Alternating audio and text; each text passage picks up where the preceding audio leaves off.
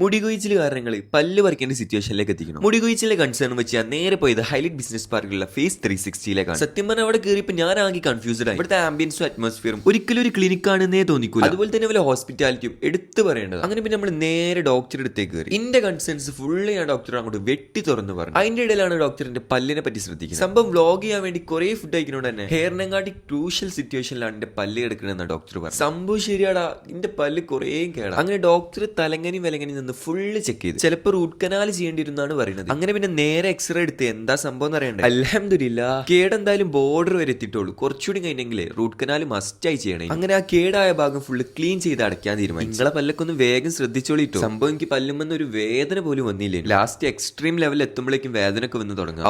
പല്ല് വേദനയുടെ സുഖത്തെ പറ്റി പിന്നെ ഞാൻ പറയേണ്ട ആവശ്യമില്ലല്ലോ. അങ്ങനെ പരിപാടി എന്തായാലും ടപ്പ് ടപ്പ് പോലെ കഴിഞ്ഞിരിക്കുന്നു. ഇവരെ അപ്പോയിന്റ്മെന്റ്സ് കൂടാനുള്ള മെയിൻ റീസൺ ഞാൻ എന്താ കണ്ടെത്തി, ഇവരെ ഡോക്ടേഴ്സിന്റെ സ്റ്റാഫിന്റെ ഹോസ്പിറ്റാലിറ്റി ആണ്. നിങ്ങൾക്ക് സ്കിന്ന്, ഡെന്റൽ, ഹെയർ ഇതിൽ എന്ത് പ്രശ്നം ഉണ്ടെങ്കിലും ഡു ചെക്ക് ഔട്ട് ഫേസ് 360.